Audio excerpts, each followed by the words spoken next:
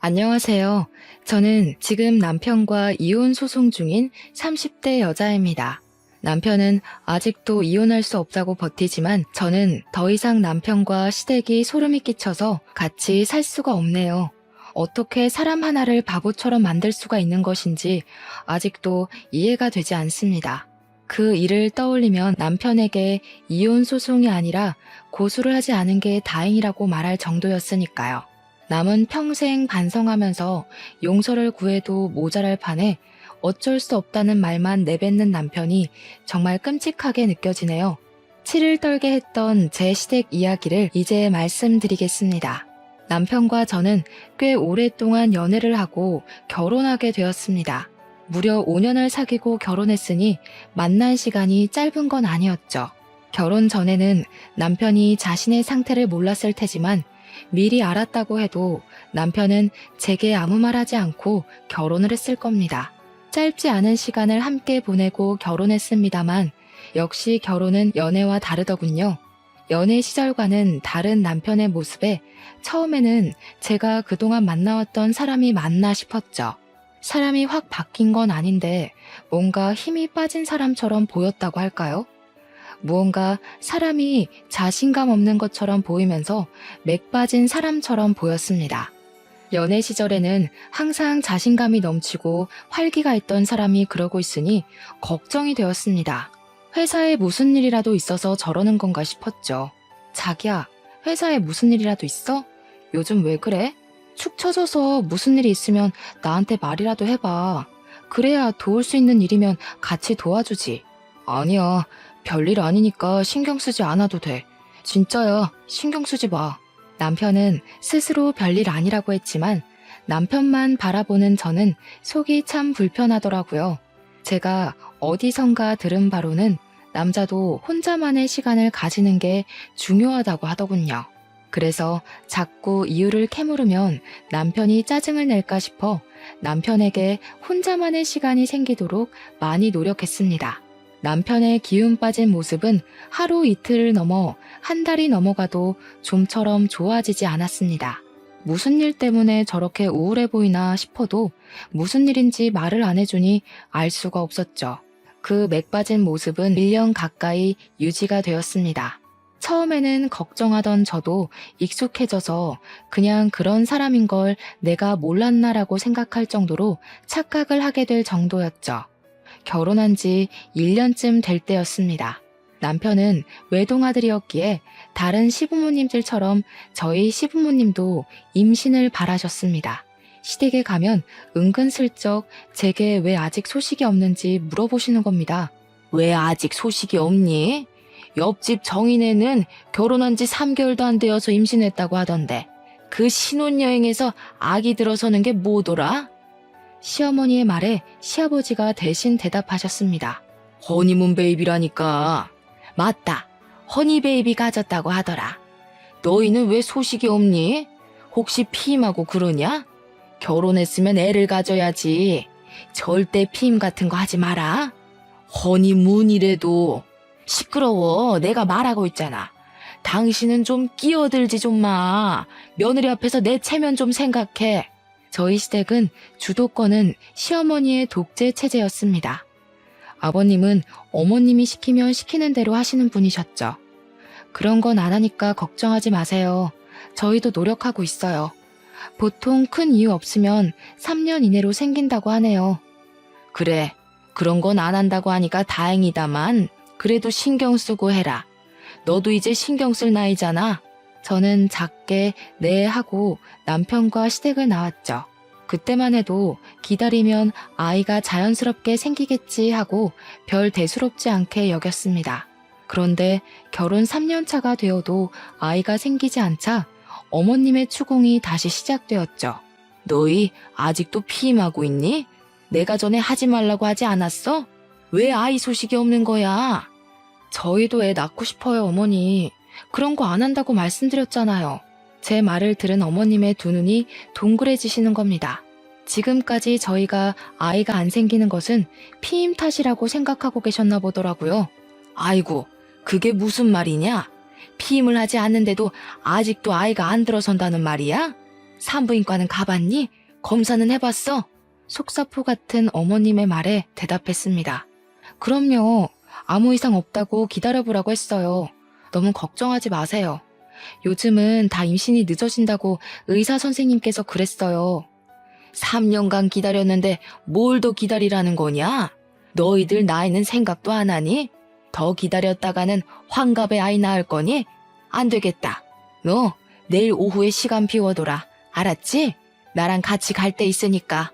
제가 안 된다고 말해봤자 그게 어머님 귀에 들어올 리가 없었죠. 회사에 반차를 쓰고 어머님을 따라 나서야 했습니다. 어머님이 저를 데리고 간 곳은 허름한 건물에 있는 한의원이었습니다. 연식이 느껴지는 한의원 안에서는 젊은 여자들이 앉아서 기다리고 있더라고요. 여기가 그렇게 명이라고 하더라. 너 내 친구 양순이 알지? 왜 결혼식에서 내가 인사시켜줬잖아. 걔네 며느리도 여기서 침 맞고 바로 임신이 됐다고 하더라고. 저는 아무 대답 없이 고개만 끄덕였습니다.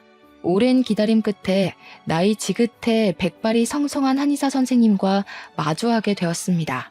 노인처럼 보이시는 한의사 선생님이 손목을 진맥하고 배에 혈자리를 눌러보았습니다. 결혼한 지 3년이나 되었는데 아이가 없어요? 며느님은 배도 따뜻하고 금방 아이가 들어설 것 같은데 아드님도 같이 데려와 보시지 그러세요. 요즘은 불임 원인이 남자들도 상당히 많이 늘어서요. 지금 누구 아들을 병신 취급하는 겁니까? 내 아들은 멀쩡하다고요. 한의사의 말에 어머님이 소리를 꽥 내지르시는 겁니다. 그렇게 소리를 지르고는 아직 진료 중인 저를 끌고 밖으로 나오셨습니다. 누구를 지금 고자 취급을 하는 거야? 저 영감탱이가. 너 내일 시간 다시 빼놔라. 나랑 다른 병원 갈 테니까. 알았니? 저는 어머님께 네 하고 짧게 대답을 했습니다. 아들 한번 데려오라는 말이 그렇게 기겁하는 일이었을까요? 어머님의 성격을 알고 있으니 내심 서운하면서도 아무 말 하지 못하겠더라고요. 한마디 잘못했다가 달달 볶일 생각을 하니 그냥 네네 하면서 어머님의 비위를 맞춰주는 게 좋다고 생각했죠. 한동안 어머님의 손에 이끌려 산부인과 병원을 더 돌아야만 했습니다. 마지막으로 난임 전문병원에 들러 나팔관 조영술이라는 시술을 받아야 했죠. 나팔관 양쪽도 정상적이시고 생리주기도 정확하고 자궁 내막 두께도 좋고 근종 같은 것도 없이 깨끗하니 더 기다려보는 게 어떨까요? 며느님은 아주 건강합니다. 얼마나 기다려야 아이를 가질 수 있는데요? 정 그렇게 급하시면 인공수정이나 시험관을 해보는 방법도 있습니다. 아드님과 같이 한번 병원에 들리시죠. 요즘은 남자들 불임도 많아서. 어머님은 알았다고 하면서 다시 병원을 나오셨습니다. 이렇게 임신에 적극적이시면서 왜 아들이 정상적이지 않다는 말만 나오면 격하게 반응을 하시는지 알 수 없었습니다. 어머님의 그 모습이 은근히 속상했죠. 꼭 제게 문제가 있다는 뜻으로 보였으니까요. 어머님은 여러 명의 의사들에게 제가 지극히 정상이라는 말을 듣고서야 병원 투어를 멈추셨죠. 제가 정상이라는 말을 듣고도 어머님은 임신에 더욱 적극적으로 나오셨습니다. 몸에 좋다는 음식은 다 해먹이기 시작했죠. 보약이며 보양식이며 안 먹은 게 없을 정도였습니다. 그런 어머님의 정성에도 5년 넘게 저희에게 아이는 찾아오지 않았죠. 기다리기가 지쳤는지 어머님이 저희에게 먼저 시험관을 하는 게 어떻겠냐고 말하셨습니다. 아이가 쉽게 생기지 않을 것 같으니까 시험관을 해보는 건 어떻겠니? 보통은 나팔관이 막혀있지 않으면 인공수정을 하는 게 일반적인데 어머님은 인공수정을 건너뛰고 시험관을 하라니 깜짝 놀랐습니다. 그런데 제가 병원에 다녀왔을 때는 시험관보다 인공수정을 해보라고 하던데요. 바로 시험관을 하는 건 좀 그렇지 않을까요? 너는 하나는 알고 둘은 모르는구나. 어차피 인공수정을 하든 시험관을 하든 호르몬 주사를 맞는 건 똑같아. 그런데 뭐하러 인공수정하고 시험관을 또 하니? 그냥 처음부터 시험관을 하는 게 낫지. 그건 그런데요. 비용 차이가 엄청나잖아요. 인공수정은 정말 얼마 안 들어요. 돈 걱정하지 말고 시험관부터 해라. 다 너 생각해서 하는 말이야. 이럴 때는 어른 말 듣는 거야. 어머님의 성격을 잘 알고 있었으니 더는 토를 달지 않기로 했죠. 어차피 인공수정이 실패하면 시험관을 해야 하는 건 맞는 말이었으니까요. 시험관을 하는 일은 정말 쉬운 일이 아니었습니다. 호르몬 주사를 맞는 것도 그랬지만 3일에 한 번 정도는 병원에 가서 난소에 있는 난자가 얼마나 컸는지 봐야 했기 때문이었죠. 그래도 아기를 갖기 위해서는 어쩔 수가 없었습니다. 저도 제 친구들처럼 아이를 낳아 남편과 알콩달콩 살고 싶었습니다. 아이만 가질 수 있다면 이런 고생쯤은 아무것도 아니라고 생각했죠. 어느새 시간은 흘러서 배란 채취일이 되었습니다. 신선한 정자를 난자에 넣기 위해서는 남편이 병원에 직접 방문하는 게 가장 좋은 방법이었죠. 어머님은 제 병원 스케줄을 하나하나 직접 관리를 하셨기에 그날도 병원에서 나오면서 어머님께 전화를 했습니다. 어머니, 난자 채취일에는 남편과 같이 오라고 하네요. 신선한 정자를 채취해야 한다고요. 너는 회사 다니는 사람 거기까지 불러내야겠니? 내가 알아보니 정자를 집에서 채취해가는 것도 가능하다고 하는구나. 그러니까 병원에서 주는 통 받아서 집으로 가져와라. 몸보신해야 건강한 난자가 나오지. 정말 어머님께서는 모르시는 게 없었습니다. 어머님의 말을 반신반의하며 병원에 남편이 같이 오지 못할 것 같다고 말했습니다. 그랬더니 정말 작은 보온통 같은 것을 주는 겁니다. 직원 말로는 그냥 줄 수는 없고 특별한 사유가 있을 경우에만 지급해준다고 하면서 몇 번의 확인 절차를 거친 후에 통을 주었습니다. 그러면서 될 수 있으면 신선한 상태에서 받아오라고 하더라고요. 저는 그것을 받아서 어머님 댁으로 향했습니다. 어머님 댁을 가니 이번에도 상다리가 부러지게 음식을 차려놓고 기다리고 계셨습니다. 마침 남편도 퇴근해서 왔고 오랜만에 진수성찬이라 남편과 저는 참 허겁지겁 먹었네요. 식사를 끝냈더니 아직 초저녁인데도 잠이 솔솔 오기 시작하는 겁니다. 내일이면 지겨운 호르몬 주사도 끝이라는 생각을 해서인지 꾸벅꾸벅 졸기 시작했고 남편도 일하느라 졸리다며 같이 남편 방에 들어가 잤습니다. 그렇게 8시간을 내리 잤더니 어찌나 개운하던지 몸이 찌푸둥했지만 정신은 참 맑아지더라고요. 그런데 남편도 저랑 같이 일어난 줄 알았는데 책상 위에 놓여져 있던 통을 보니 이미 그게 받아져 있더라고요. 남편이 아침에 시간이 없을 것 같아서 새벽에 미리 받아놓았다고 말하면서 아침을 먹자마자 급하게 출근을 했습니다. 아침 일찍 난자를 채취해야 했기에 저도 그 통을 들고 예약해둔 병원에 아침 일찍 방문했죠. 난자를 채취하고 바로 정자를 난자에 삽입해서 체외 수정을 해서 배아를 만든다고 하는 겁니다. 보통은 3일 뒤에 다시 와서 제 자궁 속에 집어넣기만 하면 된다고 하니 마음이 설레더군요. 아직 배아들이 제 몸속에 들어가지도 않았지만 벌써 마음은 엄마가 된 느낌이었습니다. 난자는 12개가 나오고 건강한 상급 난자는 8개가 나왔다고 의사 선생님이 오셔서 말씀하셨습니다. 상급 난자가 많이 나올수록 건강하고 튼튼한 배아들이 많이 생긴다고 하셨어요. 저는 3일 뒤에 남편과 같이 병원에 내원해서 건강한 배아 2개를 자궁에 넣어 심게 되었습니다. 선생님은 건강한 배아가 3개나 더 있다고 하시면서 냉동을 할 거냐고 물어보더라고요. 남은 배아는 냉동해 드릴까요? 추가로 돈이 들기는 하지만 냉동을 해두시면 다음에는 난자 채취하지 않고 바로 이식만 하실 수 있어요. 호르몬 주사를 맞아야 하는 번거로움이 없다고 하기에 저는 당연히 그렇게 하겠다고 했습니다. 네, 해주세요.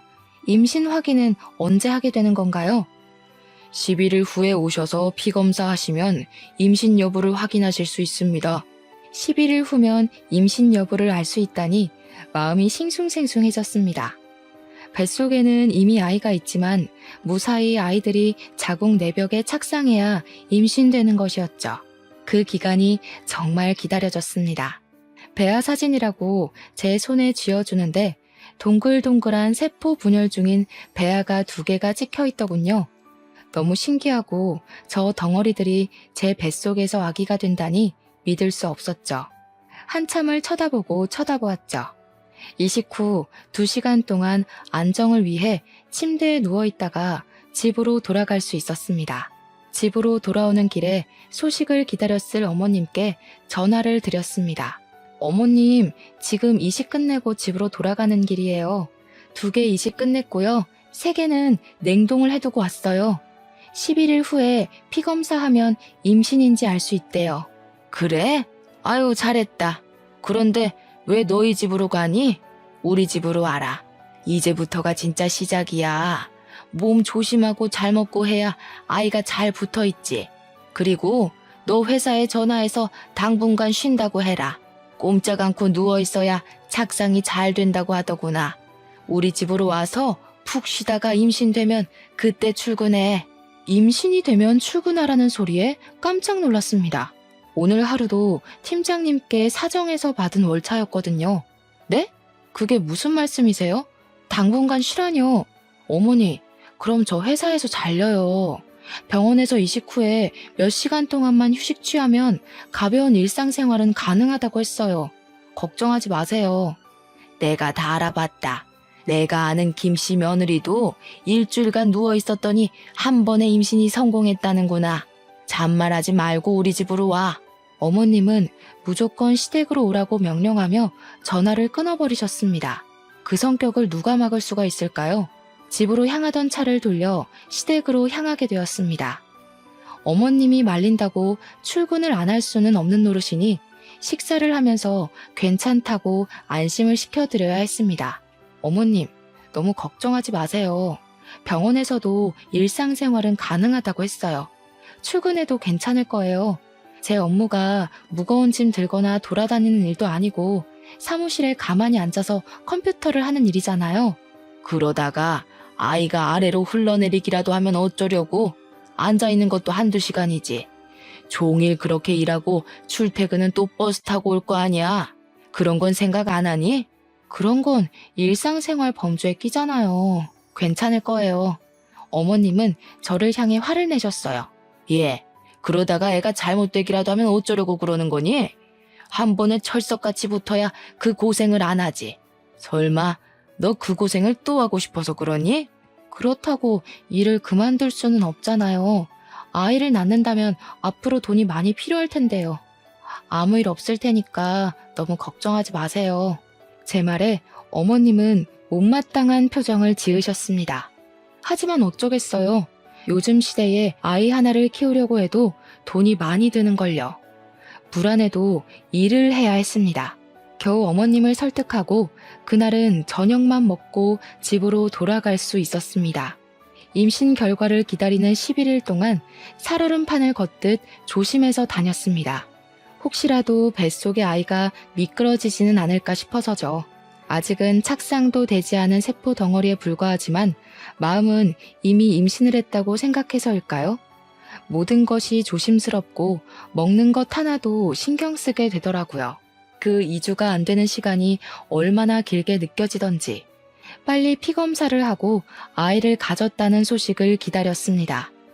드디어 11일에 아주 긴 시간이 지나고 남편과 병원을 내원하게 되었습니다. 팔뚝에서 피를 뽑고 잠시 기다리자 검사 결과가 나왔다고 진료실 안으로 들어오라고 하더라고요. 그 순간 얼마나 떨리고 설레던지 조심히 의사 선생님 앞으로 가서 마주 앉았습니다. 수치가 낮네요. 임신이 안 되셨어요.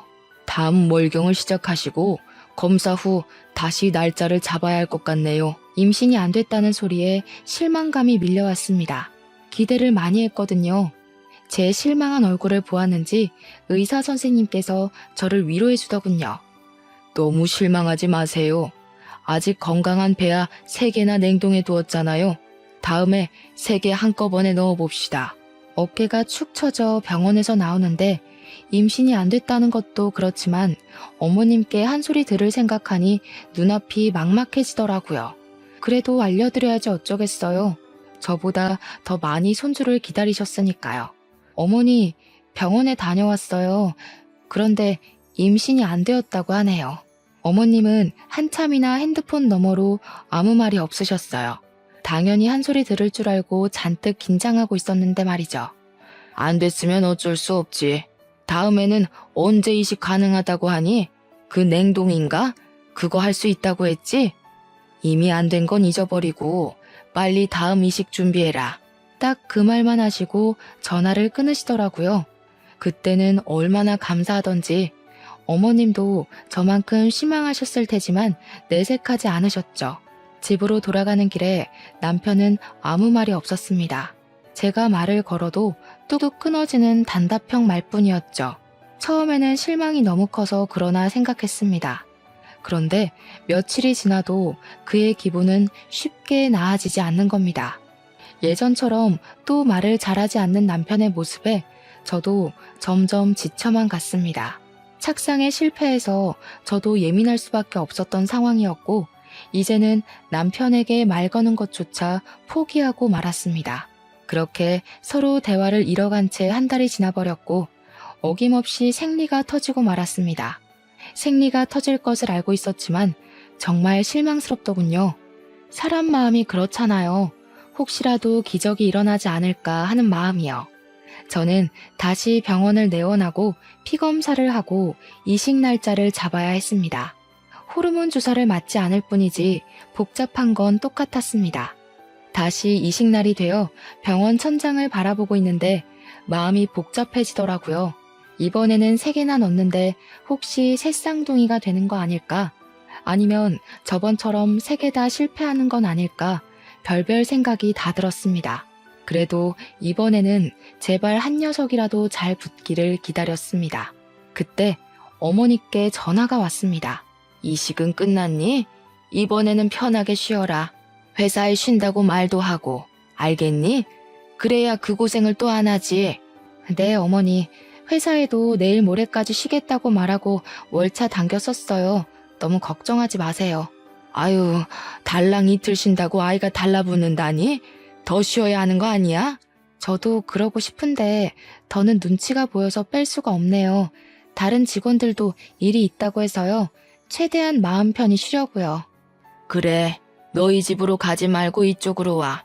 그래야 푹 쉬지. 친딸처럼 챙겨주시는 마음에 감동했습니다.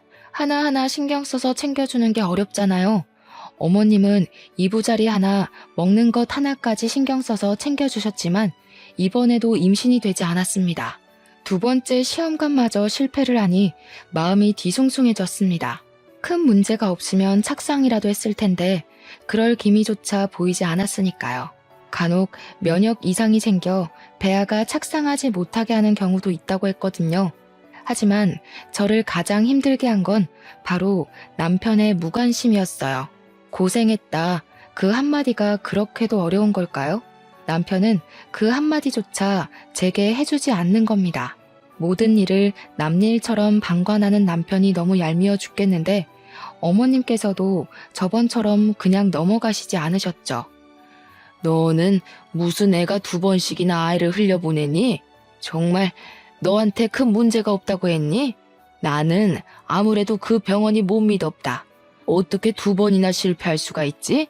다른 집 며느리들은 척척 잘도 붙더구만. 아유, 내가 말을 안 하려고 해도 안 할 수가 없다. 어머니, 정말 죄송해요. 저도 이번에는 정말 조심한다고 했는데 제 아이들이 아니었나 봐요. 말은 그렇게 했지만 속으로는 서러워 미치겠더라고요. 저도 엄마가 되고 싶고 아이를 품고 싶은 마음은 간절한데 왜 임신 실패는 전부 여자 탓인 걸까요? 차라리 여자가 아니었다면 이런 고통은 안 겪어도 되지 않았을까 하는 생각도 들었죠. 아무튼 다음에 다시 시험관 준비해라. 이번에는 직장을 그만두고서라도 임신을 해야지. 이렇게 해서 어느 세월에 임신한다니? 직장을 그만두라는 말에 숨이 턱 막혀왔습니다. 제 모든 인생을 임신에만 매달려야 하는 건 아니잖아요. 어머님이 직장까지 그만두고 임신에 집중하라고 하는데 저는 그러고 싶지 않았습니다. 꼭 아이를 낳고 살아야 될 필요도 없고요. 상황에 맞춰 살면 되는 거 아닐까요? 그래서 처음으로 어머님께 반기를 들었습니다. 대답 안 하고 뭐하고 서 있는 거야? 직장 안 그만둘 거니? 응? 그렇게 해서라도 아이를 가져야 할 거 아니야. 조금 쉬었다가 하면 안 될까요? 연속으로 2번이나 시험관을 했더니 몸이 너무 축난 것 같아요. 몸이 회복되고 나서 할게요. 그게 무슨 말이야? 하려면 바로 해야지. 아이가 너를 기다려주기라도 한다던? 바로 해라. 벌써 너희가 아이를 못 가진 게 몇 년인지 알기나 하니? 벌써 낳아도 2~3명은 낳았겠다.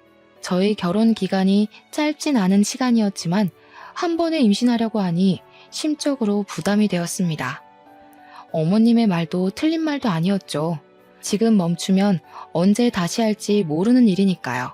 당시에 제가 가장 무서웠던 건 제 배를 찌르는 호르몬 주사가 아닌 이식 후 11일을 견디는 시간을 다시 겪어야 하는 것이었습니다. 설레고 기대했던 그 시간이 피검사 한 방으로 쓸려 내려가야 했던 그 경험을 다시는 하고 싶지 않았죠. 남편이라도 옆에서 거들어주면 좋겠다 싶었는데 그는 그럴 생각이 없는지 멀뚱멀뚱 핸드폰만 들여다보고 있는 겁니다. 자신은 편하게 정자만 빼주면 그만이라는 것처럼요. 첫 시험관 실패 후 그는 계속 그렇게 무관심의 상태로 지냈습니다.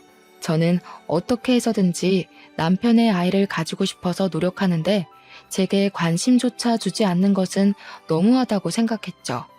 정말 몸이 힘들어서 그래요. 한 달만이라도 쉬었다가 다시 하겠습니다. 안 된다니까 그러네. 너 나이가 몇인지는 아니? 언제 아이 낳아서 키울래? 아직 젊으니까 언제까지 젊을 줄 아는 거냐? 너 혹시 정말 몸에 이상이라도 있는 거 아니냐? 그러지 않고서야 배알을 5개나 놓고도 임신이 안 되었다는 게 말이나 되는 일이야? 어머님의 말에 서러웠습니다. 눈물이 볼을 타고 왈칵 쏟아져서 손으로 눈물을 닦아냈습니다. 그 상황에서도 남편은 핸드폰만 쳐다보고 있는 겁니다. 속이 뒤집히려고 하는데 어머님 옆에 있던 아버님이 남편 대신 말을 거들어 주셨죠. 아유, 그만 좀 해. 며느라기가 울잖아. 한 달 쉰다고 안 생길 아이가 생기는 것도 아니고 생기려면 때 되면 생기겠지. 지금 이 양반이 알지도 못하면 가만히 앉아서 텔레비전이나 봐. 내가 지금 며느리랑 이야기 중인 거 안 보여? 유일하게 제 편을 들어주던 아버님은 어머님의 핀잔에 입을 다물고 시선을 텔레비전으로 돌리셨습니다. 그 상황에서 제가 할 수 있는 것은 알겠다는 말밖에 없었습니다. 마음이 내키지 않으니 집으로 돌아오는 내내 정말 시험관을 다시 해야 하는 게 맞는 건지 의문이 들었죠. 정말 너무하다고 생각하지 않아? 나는 어떻게 해서든지 당신 아이 가지고 싶어서 노력하는데 당신은 뭐야? 어머님이 바로 이어서 하라고 다그칠 때 한마디라도 거들어줄 수는 없어? 꼭 그렇게 핸드폰만 들여다보고 있어야 해? 나보다 핸드폰이 더 중요하냐고. 남편도 제게 신경질적으로 반응을 했습니다. 내가 무슨 말을 해야 하는 건데? 시험관 실패한 건 당신이지 내가 아니잖아. 그런데 나보고 무슨 말을 하라고 그러는 거야? 자기가 하기 싫으면 그냥 하기 싫다고 말하면 되잖아. 당신도 아이 가지고 싶어서 그만두겠다는 말 안 하는 거 아니야? 남편의 말에 기가 막혔습니다. 남편의 말은 꼭 저 혼자 아이를 가지고 싶어 안다라는 사람 같았죠. 본인은 아이를 원치 않았다는 듯이 말이죠. 당신은 아이를 원하지 않는다는 소리야? 왜 시험관으로 생기는 아이는 당신 아이 같지가 않아? 저번부터 왜 그러는 건데? 난 당신만 있으면 돼. 아이 없어도 괜찮다고. 그런데 당신이나 어머니는 아이를 안 가지면 큰일 나는 사람들처럼 구니까 그렇지. 뭐? 내가 언제? 나는 어머님이 시키니까 그대로 따랐을 뿐이잖아. 당신도 결혼한 지 1년도 안 됐을 때부터 어머님이 나 앉혀놓고 한 이야기 다 들었잖아. 그런데 왜 내 탓을 하는 거야? 당신이 아이를 원하지 않았으면 어머님께 한마디 했어도 됐잖아.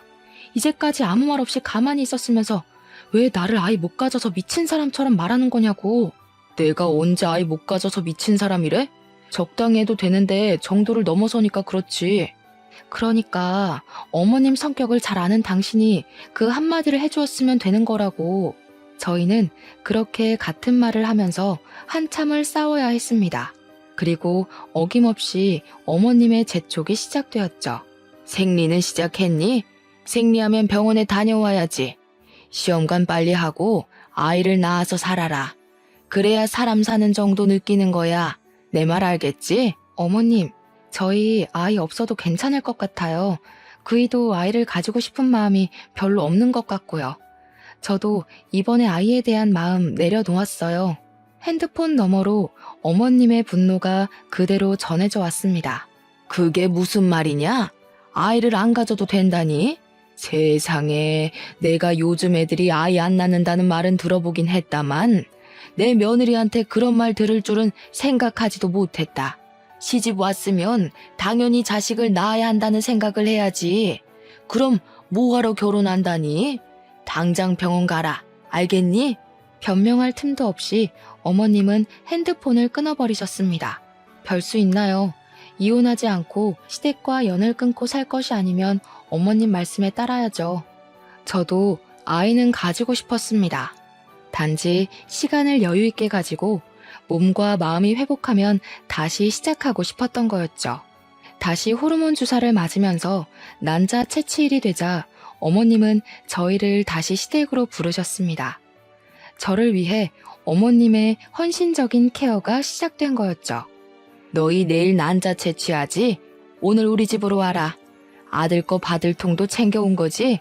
꼭 들고 와라. 알겠지? 병원에서는 남편이 직접 와서 하는 게 가장 신선하다고 하는데요. 이번에는 남편이랑 같이 가서 받아올게요. 너는 무슨 바쁜 애를 자꾸 병원에 데리고 가려고 하니? 너도 일 그만두면 누가 너희를 먹여 살려? 잔말 말고 통이나 받아와. 제 생각으로는 신선한 정자가 성공률이 더 높을 것 같은데 굳이 정액을 받아서 가라니 이해가 되지 않았습니다. 남편과 충분히 갈 수 있는 시간이고 거리인데 말이죠. 그런 의문을 품고 저희는 시댁으로 향했습니다. 어머님은 저를 위해 다시 상다리가 부러지게 음식을 차려주셨습니다. 너무 감사했죠. 이번에는 꼭 착상에 성공해서 어머님께 손주를 안겨드리고 싶었습니다. 그런데 저녁을 먹고 나니 졸음이 밀려들었습니다. 몇 달 동안 몸을 축내며 시험관을 하면서 최근에 체력이 많이 떨어졌는지 조금만 무리한다 싶으면 졸음이 쏟아져 왔거든요. 저녁 식사를 마친 상을 치우는 중에도 눈꺼풀이 감겨왔어요. 참아보려고 눈을 부릅떠도 눈이 감겨오는 겁니다. 서둘러 상을 치워놓고 남편의 방으로 들어가서 먼저 잠을 자게 되었습니다. 한 3시간 정도 잤을 때 목이 말라 깨고 말았죠. 그런데 거실에서 사람들의 목소리가 귓속에 들려왔습니다. 잠결이라 잘 들리지 않았지만 남편의 목소리라는 것은 확실히 알겠더라고요. 이거 꼭 계속해야 해요? 그냥 그만하면 안 돼요. 아이 없이 그냥 살겠습니다. 그게 저희에게도 더 좋을 것 같고요. 어머님께 그렇게 말을 해주니 남편이 제 앞에서는 내색 안 하더니 뒤로는 이렇게 내 편을 들어주고 있구나 속으로 뿌듯했습니다. 그런데 뒤에 들려오는 말이 조금 이상해지기 시작했죠. 그게 무슨 말이야? 아이는 있어야지. 아이 있는 것하고 없는 것하고 얼마나 차이가 크게 나는지 알기나 하는 거야? 이렇게 해서 낳은 아이가 제 아이예요? 아버지 아이잖아요. 저 사람 속여 낳아도 제 아이가 아니라 제 동생이 태어나는 거라고요. 제 아내 몸에서 나온 동생을 보면서 어떻게 평생 살라는 말이에요. 시끄러워. 그렇게 해서라도 아이를 낳아야 고자라는 소리를 안 듣지. 아휴, 난 부끄러워서 어디 가서 말도 못하고. 아이 하나만 떡하니 낳아봐라. 아무도 네가 그 무엇이냐, 그 무정자증이라는 거 아무도 모를 거다. 순간 제 귀를 의심했어요. 남편의 아이가 아니라 아버님의 아이라니. 거기다 남편이 무정자증이라는 말은 처음 듣는 말이었죠. 화가 머리끝까지 치밀어 오르자 밀려 들어오는 잠도 확 깨버리는 겁니다. 문을 벌컥 열고 거실로 나가자 세 사람이 놀란 토끼 눈을 하고 저를 쳐다보았습니다. 저는 남편에게 다가갔습니다. 그게 무슨 말이야? 방금 그 말 무슨 말이냐고. 사실대로 말해, 빨리. 남편은 저를 보고 깊은 숨을 내쉬더니 고개를 푹 숙이고 말했습니다. 미안해. 그동안 당신이 가져간 통에는 내 거가 아니었어. 우리 아버지 거였지. 나도 결혼 전엔 몰랐는데 결혼 직전에 갑자기 붉은 물이 나와서 병원에 갔더니 무정자증이라는 거야. 수치스러워서 아무한테도 말 못하고 어머니도 누구보다 손주를 원하시니까 내가 말 안 하면 그만일 거라고 안일하게 생각해버렸어. 일이 이렇게 커질 줄 나도 몰랐어. 여보, 정말 미안해. 지금 그걸 말이라고 하는 거야? 무정자증을 처음 알았을 때 나한테 말해야 하는 거 아니야? 왜 어머님에게는 말하고 나에게는 말 한마디 안 한 거야? 그리고 병원에서 검사했을 때는 무정자증 판정이 안 나왔잖아. 그때는 병원 내원하기 전에 미리 아버지의 것을 받아갔었어. 몰래 아버지 것으로 바꿔치기 해서 검사를 한 거야. 당신이 아이를 너무 좋아하니까 무정자증이라고 말하면 이혼하자고 할까봐 말 못하겠더라고. 그렇다고 나를 속여서 아버님 아이를 낳게 하는 게 말이 되는 소리래? 정말 눈이 뒤집혀서 폭발할 지경이었죠. 그런데 남편 옆에 계시던 어머님의 말이 더욱 가관이었습니다. 누구 애든 낳으면 되지 않니? 어차피 너희 남편이랑 피가 섞인 건 마찬가지잖아. 뭐가 문제라고 이렇게 소란인 줄 모르겠구나. 이 문제가 얼마나 심각하고 잘못되었는지 모르시는 어머님의 모습에 경악을 했습니다. 저는 어머님을 향해 소리쳤습니다. 어머님, 지금 제정신인 거예요? 그렇게 나오면 뭐예요? 어머님이랑 피 한 방울도 안 섞인 아이가 생기는 거예요. 시아버님의 아이가 다른 여자한테서 생기는 거라고요. 그런 생각은 하나도 안 하셨나 봐요. 저는 도저히 이 미친 집구석에서 못 살겠습니다. 당신, 나랑 당장 이혼할 준비해. 저는 거둑과 차키만 들고 시댁에서 뛰쳐나왔습니다. 차를 운전해서 친정으로 향했죠. 가는 내내 이 어이없는 상황에 눈물이 흘러내렸습니다. 사랑했던 남편과 믿었던 시댁이 저 몰래 이런 끔찍한 짓을 꾸몄을 거라고 상상도 못했습니다. 임신이라도 했더라면 그 아이는 누구의 아이라고 해야 하는 걸까요? 생각만으로도 끔찍했습니다. 연락도 없이 새벽에 친정으로 찾아가자 친정엄마 또한 놀라셔서 제게 남편과 싸웠냐고 물어보셨습니다. 저는 엄마에게는 아무 말도 하지 못했습니다. 그 일을 어떻게 설명을 해야 할지 막막하기도 했지만 다시 입 밖으로 꺼내는 제가 비참했거든요. 임신이 되지 않았지만 그게 시아버지의 시라는 말을 어떻게 할 수가 있었겠어요. 이혼이 진행되는 단 며칠만이라도 마음 편하게 주무시게 해드리고 싶었습니다. 하지만 시어머님은 그 며칠도 그냥 놔두지 않으셨습니다. 다음날 어머님은 친정집으로 찾아오셨죠. 너 이게 무슨 경우니? 오늘이 난자 채취일인 거 몰라서 병원에 안 가는 거야? 다시 한 달을 기다려야 한다는 거 몰라서 이러는 거야? 네 남편 알면 어떻고 네 시아버지 알면 어떠니? 나는 그런 거 아무 상관도 안 한다. 너도 내 아들 좋아하고 같이 살 요량이면 그냥 순순히 받아들여라. 옆에서 잠자코 듣고 있던 엄마가 얼굴을 찌푸렸습니다. 이게 무슨 말이야? 누구의 아이를 어쩌고 저째? 네 시아버지 아이가 왜 나오는 거야? 제가 지난번에 했던 시험관 배아가 남편의 정자를 넣은 게 아니고 시아버지의 정자를 넣은 거였대요. 남편이 무정자증이라서 저를 속이고 시아버지 아이를 가지게 하려고 했어요. 친정엄마는 제 말이 끝나자마자 시어머니의 멱살을 잡으셨습니다. 우리의 말이 사실이에요? 아니, 지금 남의 딸한테 뭐 하는 짓인 거예요? 지금 사돈 딸은 우리 집안 며느리예요. 저희 집에 며느리로 들어왔으면 집안의 대를 이으라고 말하는 게 그렇게 이상한 겁니까? 제 아들이 정자가 없으니 시아버지 정자라도 받아서 대를 이어야죠. 당신 나가. 당장 내 집에서 나가. 아무리 그렇다고 해도 사람이 할 짓이 있고 아닌 게 있는 겁니다. 물어봐도 거절할 판에 속이고 그런 일을 저질렀으면 최소한 잘못했다고 말해야지.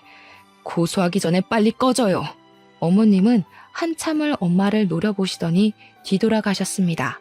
너는 그런 일이 있었으면 엄마한테 당장 말을 해야지. 말도 안 하고 뭐 하고 있었던 거야?